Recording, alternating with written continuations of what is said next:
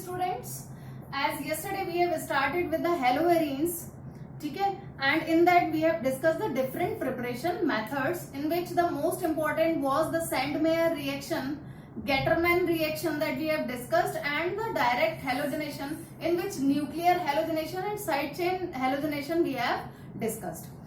So let's see, in haloalkanes we have discussed the Hunsaker reaction, that was a naming reaction जिससे हम क्या बनाया करते थे, इथाइल ब्रोमाइड फॉर्म किया था हमने. That reaction would also be applicable in the case of haloarenes. अब हमें क्या करना होगा, वहां पे हमने silver salt of ethanoic acid लिया था when we are to make C2H5Br, यानी हमें silver salt of fatty acid लेना था. But in this case we are to take the silver salt of C6H5COOAg. अगर हमें एराइल हैलाइड बनाना है तो हमें एराइल कंपोनेंट लेना पड़ेगा. It means we are to take the silver salt of benzoic acid that reacts with bromine in presence of CCl4 to give C6H5Br plus AgBr and CO2 would be eliminated. So similarly reaction जाएगी, जो mechanism उस case में मैंने आपको बताया था same mechanism यहां पर भी काम करेगा. So Hunsaker reaction would also be applicable in the case. Now let's see, एक बड़ी इंपॉर्टेंट रिएक्शन थी एल्काइल हैलाइड के केस में, हेलोएल्केन्स के केस में, कि हम एल्कोहल से OH को रिप्लेस करके भी नंबर ऑफ मेथड्स के थ्रू क्या बना सकते थे, एल्काइल हैलाइड फॉर्म कर सकते थे. बट हम लोगों ने यहां पर इस मेथड को डिस्कस नहीं किया. Why it is so? ऐसा इसलिए है क्योंकि अगर हम एल्कोहल ग्रुप को बेंजीन रिंग पर लगाते हैं तभी ये पॉसिबिलिटी है, यानी we are to take the phenol. इस रिएक्शन के लिए हमें क्या लेना पड़ेगा, फिनॉल लेना पड़ेगा. And now let's see the phenol.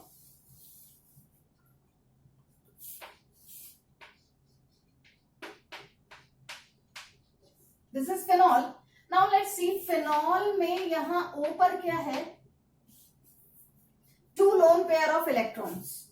ठीक है, that is in conjugation with the double bonds of benzene ring. तो यहाँ पे क्या करेंगे, रेजोनेंस में पार्टिसिपेट करेंगे. जैसे कि कल मैंने आपको दिखाया था कि क्लोरीन जो होता है क्लोरोबेंजीन के केस में, वो रेजोनेंस में पार्टिसिपेट करता है लोन पेयर.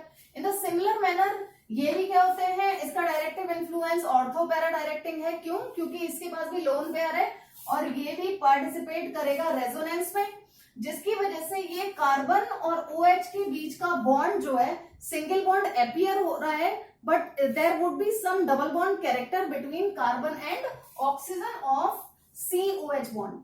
ठीक है, तो यहाँ डबल बॉन्ड कैरेक्टर आ जाने की वजह से ये बॉन्ड ज्यादा स्टेबल हो जाएगा और स्ट्रॉन्गर हो जाएगा, जिससे कार्बन और OH के बॉन्ड का बीच का बॉन्ड का क्लीवेज जो है वो इजी नहीं होगा.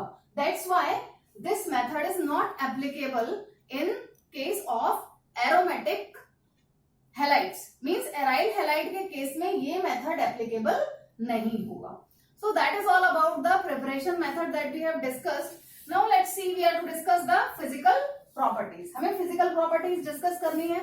तो अगर हम यहाँ पर बात कर रहे हैं स्टेट के बारे में, so हम क्या देखते हैं कि aryl halide का जो केस है, if we are talking about halobenzene, तो यहाँ पे कार्बन 6 है, जिसकी वजह से ये कैसा होता है, लिक्विड होता है. लेकिन इसके आगे के मेंबर्स में अगर हम बात करें तो वो सारे के सारे कैसे हो जाते हैं, सॉलिड हो जाते हैं.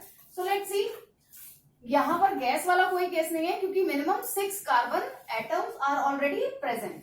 Now the second important physical property is boiling point and melting point. Boiling point के बारे में एल्काइल हैलाइड में भी हमने यहाँ बात की थी और मैंने आपसे कहा था कि कौन रेस्पॉन्सिबल है, van der Waals force of attraction, and that is directly proportional to the molar मास.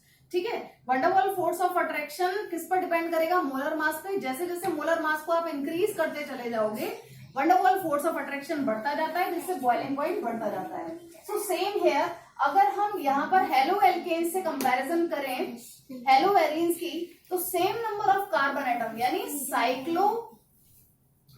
अगर मैं बात करूं एन हेक्सेन की और मैं यहाँ पर एन हेक्साइल क्लोराइड की, और यहाँ पर बात करूं मैं इसी तरीके से क्लोरोबेंजीन की, तो दोनों का हम बॉइलिंग पॉइंट क्या देखते हैं, ऑलमोस्ट सिमिलर आता है. So we can write same number of carbon atom aryl halide have same boiling point as alkyl halide, तो दोनों की कोई कंपैरिजन नहीं है। लेकिन अगर हम पेरेंट से कंपैरिजन करें, यानी कोई भी जो हेलो एल्केन या हेलो एरीन बना हुआ है उसका पेरेंट कौन है, दैट इज एलिफेटिक और एरोमेटिक हाइड्रोकार्बन, तो उनसे अगर हम कंपैरिजन करते हैं तो इनका बॉइलिंग पॉइंट हमेशा ज्यादा होता है, क्योंकि यहाँ पे एक हेलोजन ग्रुप लगा हुआ है और उस हेलोजन ग्रुप का मोलर मास जो है वो एरोमेटिक या फिर एलिफेटिक हाइड्रोकार्बन की कंपैरिजन में ज्यादा हो जाएगा, मोलर मास बढ़ जाएगा, one double force of attraction बढ़ जाएगा, जिसकी वजह से बॉइलिंग पॉइंट भी बढ़ जाएगा। Now let's C boiling point increases with the aryl chain. So if suppose I am talking about chlorobenzene और बेंजाइल क्लोराइड, तो क्लोरोबेंजीन में क्या होता है, क्लोरोबेंजीन में एक कार्बन से यहाँ Cl जुड़ा हुआ है और बेंजाइल क्लोराइड में CH2Cl है, तो यहाँ पर 6 कार्बन है, यहाँ पर 7 कार्बन है, तो किसका बॉइलिंग पॉइंट ज्यादा होना चाहिए, इसका बॉइलिंग पॉइंट ज्यादा होना चाहिए। So we have written boiling point increases with aryl chain. जैसे जैसे एराइल चेन बढ़ती चली जाएगी बॉइलिंग पॉइंट इंक्रीज होता चला जाएगा, अगेन साइज जो है वो चेन का बढ़ता चला जाएगा। नाउ लेट्स सी, हमने क्या किया कि सिमिलर रिंग ले ली, सिमिलर कार्बन एटम ले लिए, लेकिन यहाँ पर हेलोजन ग्रुप चेंज कर दिया। So it increases with the increase in molar मास।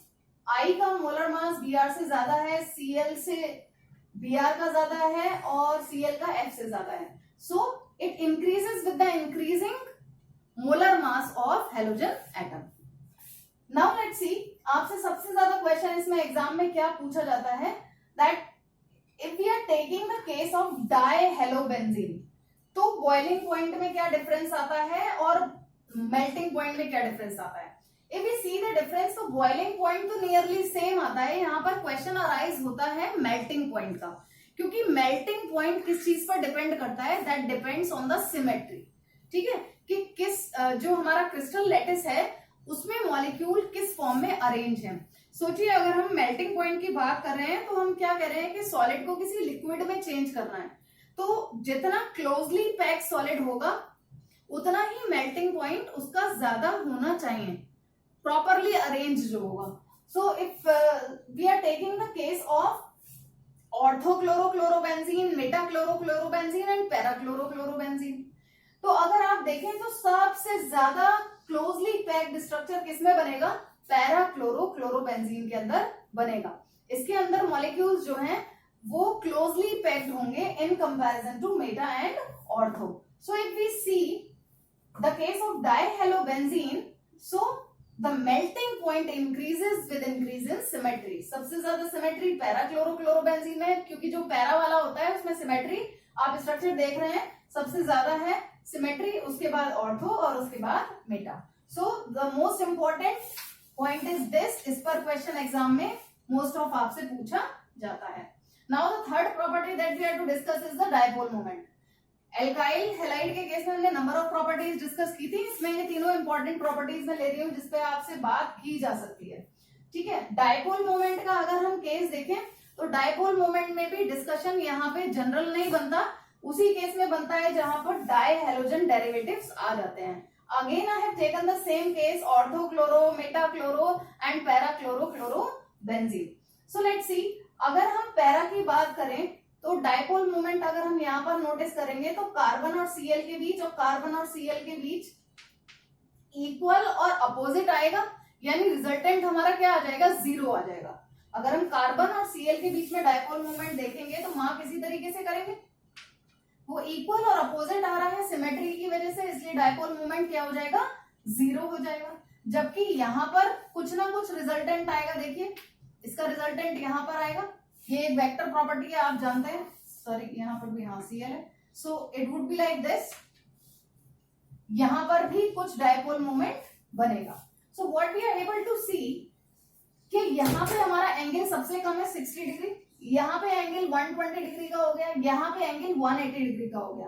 तो हम क्या समराइज कर सकते हैं, that dipole moment decreases with the increase in angle.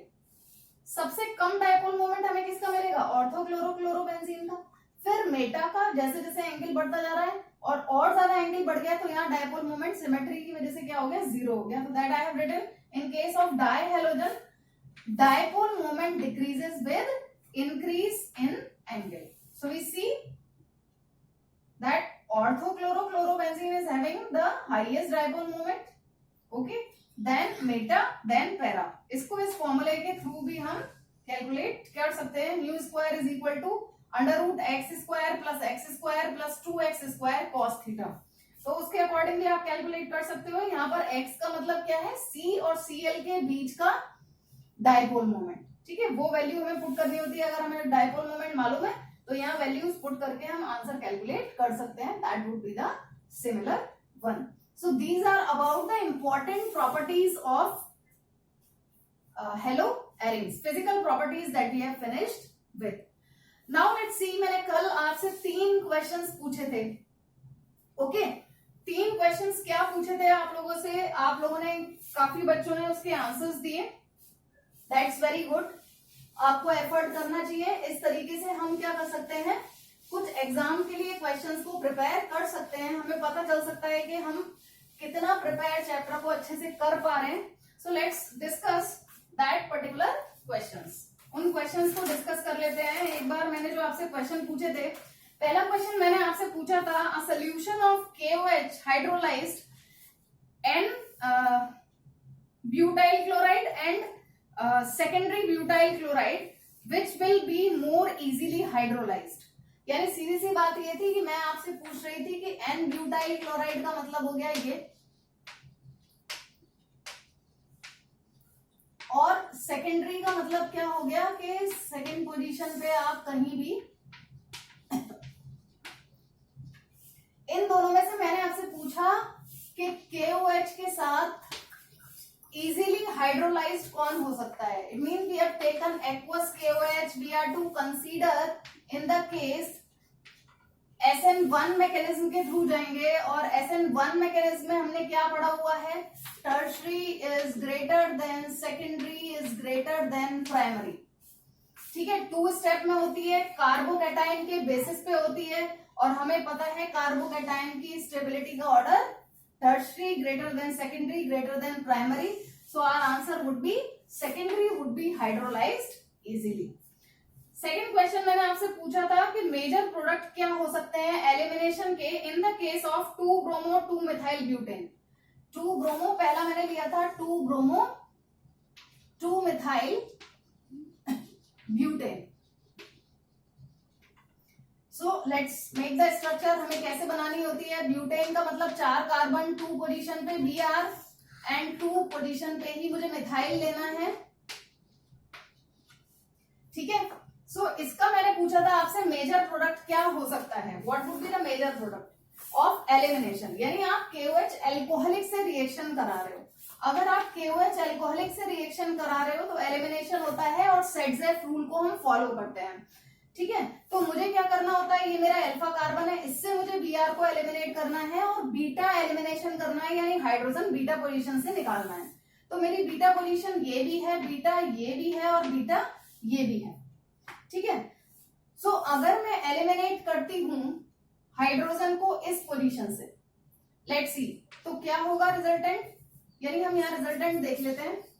अगर मैं यहां से H को एलिमिनेट करूं और इस Br को एलिमिनेट करूं तो मेरा रिजल्टेंट रहेगा CH3 double bond CH3 single bond CH double bond C, thereafter CH3 single bond CH3। यानी यहां पर मेरा क्या बन गया, 2 मिथाइल ब्यूटेन, ठीक है। और दूसरा प्रोडक्ट क्या हो सकता है, इसमें से एलिमिनेट करूं या इसमें से एक ही प्रोडक्ट बनेगा, ध्यान देंगे। देखिए क्या बन सकता है, अगर मैंने ये वाले Br को और इस वाले H को एलिमिनेट कर दिया, so I would be getting CH2 double bond C, CH3 CH2 CH3, यानी 2 मिथाइल ब्यूट 1E, ठीक है। अगर मैं इस वाले कार्बन से भी करती हूं तो डबल बॉन्ड यहां पर आ जाएगा, और फिर मैं नंबरिंग 1 2 3 4 ऐसे स्टार्ट करूंगी, तब भी प्रोडक्ट मेरा यही बनेगा। So what I have seen, ये 2 प्रोडक्ट बन रहे हैं। अब मुझे देखना ये है कि मेजर प्रोडक्ट मेरा कौन सा होना चाहिए। तो मेजर प्रोडक्ट के लिए हम क्या देखेंगे, स्टेबिलिटी ऑफ एल्कीन। मैंने कहा था जितना ज्यादा सब्स्टिट्यूटेड एल्कीन होगा उतना ही ज्यादा स्टेबिलिटी यहां पर आएगी, ठीक है। तो जितने ज्यादा सब्स्टिट्यूटेड स्ट्रक्चर बनेंगे उसके बेसिस पे अगर हम देखें उतने ही हाइपर कंजुगेटिव स्ट्रक्चर जितने बन जाएंगे उसके बेसिस पर हम डिसाइड करेंगे कि हमारी जो स्टेबिलिटी है एल्कीन की वो क्या है। तो उसके बेसिस पे हमें क्या पता चल रहा है, ये वाला अल्फा कार्बन है, बीटा हाइड्रोजन हमें काउंट करनी है, ठीक है। 3 ये बन रहे हैं, 3 ये बन रहे हैं, 6 okay and 3 9 hyper conjugative structure इस केस में बनेंगे। हमें बीटा हाइड्रोजन काउंट करने होते हैं। इस केस में देखेंगे अगर हम बीटा हाइड्रोजन तो हमें दिखाई दे रहे हैं 2 ये, 3 ये, 5 और उधर कोई बीटा हाइड्रोजन है ही नहीं। इसका मतलब स्टेबिलिटी सबसे ज्यादा इसकी होगी। It means it would be our major product. Answer would be 2-methyl butene. Now let's see इसका सेकंड पार्ट मैंने आपसे क्या पूछा था। सेकंड पार्ट था आपका 3-bromo 2,2,3 trimethyl, 3-bromo 2,2,3 trimethyl pentane, ठीक है। तो स्ट्रक्चर बनाएंगे 1 2 3 4 5 कार्बन पेंटेन की वजह से इसकी 3 पोजीशन पे Br मैंने लगा दिया, 2 2 3 तीनों पोजीशन पे मिथाइल ग्रुप, तो 2 2 3 ये हो गया हमारा स्ट्रक्चर। नाउ लेट्स सी, मुझे फिर से क्या दिखाना है, एलिमिनेशन दिखाना है। Beta elimination would be there, यानी Br इससे जाएगा। ये मेरा अल्फा कार्बन है तो मेरा बीटा कार्बन कौन सा होगा, एक तो ये होगा बीटा कार्बन, एक ये होगा बीटा कार्बन और एक ये होगा बीटा कार्बन। तो मुझे सेट-जेफ रूल को फॉलो करना है, उस वाले कार्बन से हाइड्रोजन एलिमिनेट करनी है जिसपे नंबर ऑफ हाइड्रोजन एटम ज्यादा हो। ये मैंने आपको रूल बताया था। अदरवाइज अगर हम देखते हैं तो इस पे तो हाइड्रोजन ही नहीं है, तो ये वाला तो केस ही नहीं बनेगा। या तो आप इससे एलिमिनेट कर सकते हो या तो आप इससे एलिमिनेट कर सकते हो, ठीक है। सेट-जेफ रूल का बेसिस क्या है, स्टेबिलिटी ऑफ एल्कीन जो बन रहा है।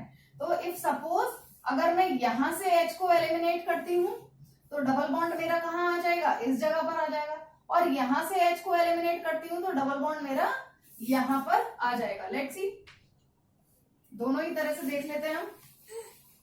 अदरवाइज हमारा सेट-जेफ रूल क्या कहता है, उस जगह से करना चाहिए जहां पर जो हाइड्रोजन है उसके बेसिस पे देखेंगे।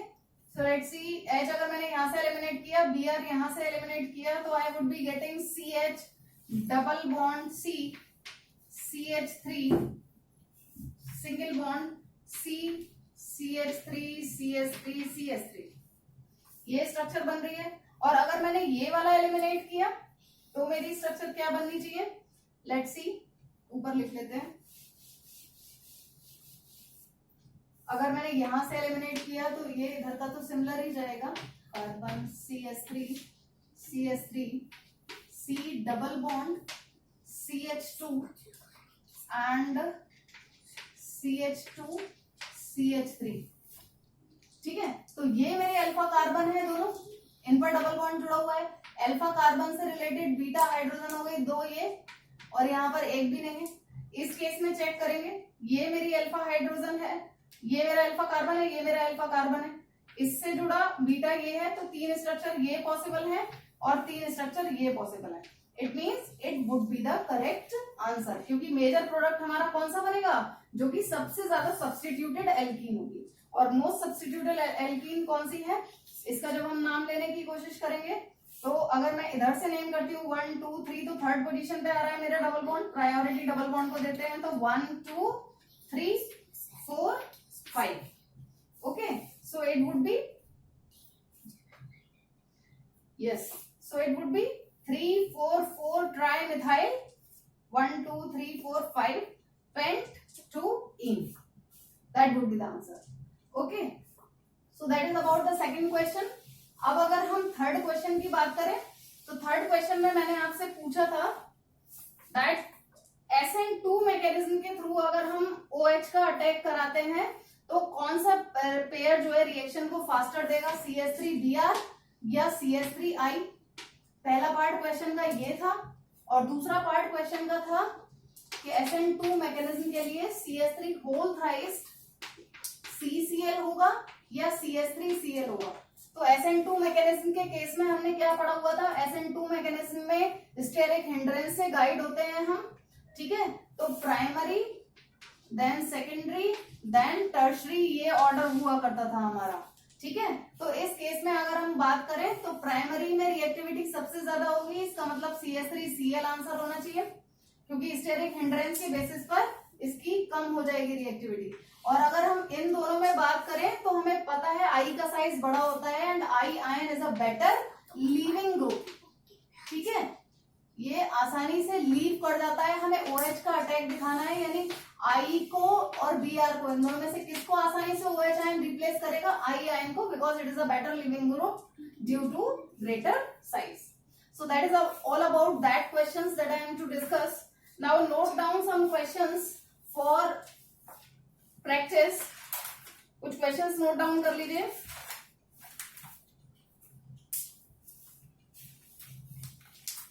So you have to give reason. Your question number 1 is CCl bond length in chlorobenzene is shorter than CCl bond length in methyl chloride। यानी आपको बताना है कि क्लोरोबेंजीन की बॉन्ड लेंथ जो है वो मिथाइल क्लोराइड में CCl की बॉन्ड लेंथ से कम क्यों होती है। The next you have to tell is the dipole moment of chlorobenzene is lower than that of cyclohexyl chloride। dipole moment of chlorobenzene, chlorobenzene का dipole moment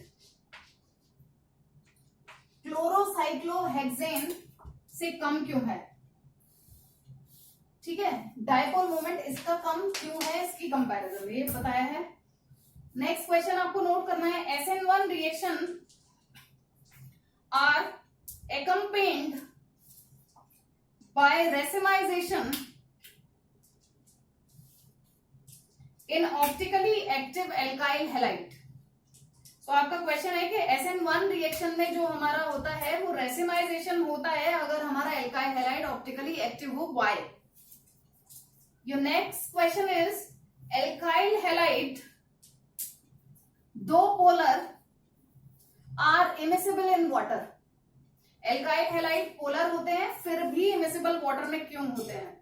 and your last question is Grignard reagent should be prepared under anhydrous condition। Grignard reagent should be prepared under anhydrous condition। So these are your questions that you are to solve and write your answers in the comment box in Google Classroom। Classroom में जाके जहां पे मैं आपको material post करती हूँ उसके comment box में ओके मैम लिखने की जगह इसके आंसर्स टाइप करेंगे आप वीडियो वॉच करने के बाद। Now let's see about the chemical properties. ठीक है, केमिकल प्रॉपर्टीज की बात करें उससे पहले हम रिएक्टिविटी देख लेते हैं, कंपैरिजन कर लेते हैं हेलो एल्केन और हेलो एरीन के रिगार्डिंग। ठीक है, यानी मैं RX की रिएक्टिविटी और एराइल हैलाइड की रिएक्टिविटी में कंपैरिजन करूंगी। सो हमने क्या देखा था, in case of alkyl halide nucleophilic substitution reaction आसानी से शो करते हैं बिकॉज C और X बॉन्ड जो है वो very much polar due to the electronegativity difference. Cl को आप इजीली रिप्लेस कर सकते हैं, जो अगर स्ट्रॉन्ग न्यूक्लियोफाइल अटैक करता है तो that replace the X from the RX bond easily. But now in the case what happens, ये इतना इजी नहीं होता, ये आसानी से न्यूक्लियोफिलिक सब्स्टिट्यूशन रिएक्शन नहीं देता। क्यों नहीं देता, उसके 4 रीजन है हमारे पास जिसको मैंने शॉर्ट में यहाँ नोट किया है but I am telling you in detail. The first effect is the resonance effect. देखिए हम एग्जांपल ले रहे हैं क्लोरोबेंजीन का, कल भी मैंने आपको बताया था क्लोरोबेंजीन। यहाँ पर एक क्वेश्चन अराइज होता है कि क्लोरोबेंजीन क्या है, इसमें Cl ग्रुप जो है वो इलेक्ट्रॉन विड्रॉइंग है, we know that is electronegative in nature, तो ये कार्बन के इलेक्ट्रॉन को विड्रॉ करता है, यानी ये डीएक्टिवेट कर देता है एक तरीके से रिंग को। उसके बाद भी ये रिएक्टिव क्यों है, ठीक है, ये आपका क्वेश्चन बन जाता है। Why it is so, deactivating होते हुए भी, यानी ये -I इफेक्ट शो करता है। -I इफेक्ट की वजह से क्या होता है, ये डीएक्टिवेट कर देता है रिंग को। ठीक है, लेकिन इसके पास क्या होते हैं, लोन पेयर होते हैं। लोन पेयर होने की वजह से ये प्लस आर इफेक्ट भी शो करता है। And in the case plus are effect dominate, that's why it is सो। यानी रिंग को एक्टिवेट क्यों कर देता है, रिंग पर इलेक्ट्रोफिलिक सब्स्टिट्यूशन रिएक्शन क्यों होती है, just because of the plus are effect. तो हम यहाँ रेजोनेंस इफेक्ट देख रहे हैं कि क्यों रिएक्टिविटी कम हो जाती है in case of aryl halide in comparison to alkyl halide. ठीक है, जैसे कि कल भी मैंने आपको बताया था कि यहाँ पे लोन पेयर है जो ये डोनेट करता है, बेंजीन के साथ कंजुगेट पेयर बना रहा है और रेजोनेंस आराम से शो कर सकता है, जिसकी डिफरेंट स्ट्रक्चर्स मैंने आपको बताई थी। और यहाँ पर डबल बॉन्ड बनाकर बताया था, positive charge would be there on Cl and this double bond will shift towards this carbon atom in the form of lone pair of electron, negative charge के फॉर्म में अपीयर हो जाता है। ठीक है, क्योंकि इस कार्बन की वैलेंसी पेंटावेलेंट हो रही थी जब ये डबल बॉन्ड आ रहा था। तो इस तरीके से रेजोनेंस शो करता है। ये मैंने कल बताया था आपको, ऑर्थो पोजीशन पे और पैरा पोजीशन पे आता चला जाता है, जिससे इलेक्ट्रॉन डेंसिटी इन पोजीशंस पे बढ़ती चली जाती है। ठीक है, ये यहाँ शिफ्ट होगा तो ये लोन पेयर यहाँ शिफ्ट हुआ। अब ये लोन पेयर बराबर वाले कार्बन पे शिफ्ट होगा तो ये डबल बॉन्ड टूट के ये नेगेटिव चार्ज फिर से आपकी किस पोजीशन पे आ गया, ऑर्थो पोजीशन पे आ गया। तो यहाँ हम क्या देख पा रहे हैं, due to the resonance carbon और Cl के बीच का बॉन्ड कैसा हो जा रहा है, डबल बॉन्ड के प्रॉपर्टीज अपीयर हो रहे हैं इसमें। डबल बॉन्ड की प्रॉपर्टीज अपीयर होने की वजह से ये क्या हो जा रहा है, स्ट्रॉन्गर हो जा रहा है in comparison to the single bond. तो Rx के केस में ये सिंगल बॉन्ड था, आसानी से टूट जा रहा था। ठीक है, लेकिन इस केस में डबल बॉन्ड कैरेक्टर अपीयर होने की वजह से ये आसानी से क्लीव नहीं हो पाता है, इसलिए रिएक्टिविटी क्या हो जाती है, कम हो जाती है। The next point is hybridisation. Hybridisation का क्या रोल है, Rx में कौन सी हाइब्रिडाइजेशन है, sp3, जबकि इस केस में अगर हम देखें तो कौन सी हाइब्रिडाइजेशन है, sp2। Here we are having the double bond. ठीक है, तो इस कार्बन की हाइब्रिडाइजेशन क्या है, sp2 हाइब्रिडाइजेशन। और क्लास 11th में हमने पढ़ा है जैसे जैसे s कैरेक्टर इंक्रीज होता चला जाता है, इलेक्ट्रोनेगेटिविटी कार्बन की इंक्रीज होती जाती है। ठीक है, sp3 में 25% s कैरेक्टर है, जबकि sp2 के अंदर बात करें तो 33.3% s कैरेक्टर जाता है और sp में 50% s कैरेक्टर जाता है। तो sp जिसमें बॉन्ड होता है उसमें एसिडिक कैरेक्टर शो करता है। हमने क्लास 11th में पढ़ा है CH ट्रिपल बॉन्ड CH के बारे में। ये हाइड्रोजन एसिडिक हाइड्रोजन है, इसी के बेसिस पे हमने सोडियम एसिटाइलाइड बनाया था, अगर आपको याद हो, इससे पहले भी डिस्कस किया है। सो sp2 में क्या हो रहा है, मोर इलेक्ट्रोनेगेटिविटी होने की वजह से ये क्या हो जा रहा है, कार्बन अब कैसा हो जा रहा है, C और Cl के बीच में अगर हम बॉन्ड में कंपैरिजन करें, इन दोनों बॉन्ड्स में Rx के केस में कार्बन और X के बीच के बॉन्ड में ये ज्यादा पोलर हो जा रहा है। पोलैरिटी क्यों ज्यादा हो जा रही है, क्योंकि इलेक्ट्रोनेगेटिविटी डिफरेंस है। लेकिन इस केस में जो है वो ये कार्बन इस कार्बन से ज्यादा इलेक्ट्रोनेगेटिव हो गया, क्योंकि इसमें sp2 हाइब्रिडाइजेशन है, जिसकी वजह से बॉन्ड लेंथ मतलब जिसको हम प्रूव कर सकते हैं बॉन्ड लेंथ के थ्रू कि डबल बॉन्ड कैरेक्टर अपीयर हो गए। और बॉन्ड लेंथ में हमारे क्या डिफरेंस आ गया, that CCl bond is 1.69 angstrom in chlorobenzene. और अगर हम डिफरेंट Rx में देखते हैं तो CCl बॉन्ड जो है हमारी आती है 1.77 एंगस्ट्रॉम। ठीक है, यानी अगर मैंने Rx ले लिया तो बॉन्ड लेंथ ज्यादा आ रही है और इसके अंदर बॉन्ड लेंथ कम आ जा रही है। ठीक है, इलेक्ट्रोनेगेटिविटी क्या हो गई, ज्यादा हो गई कार्बन की, तो ये आसानी से इलेक्ट्रॉन्स को नहीं छोड़ता।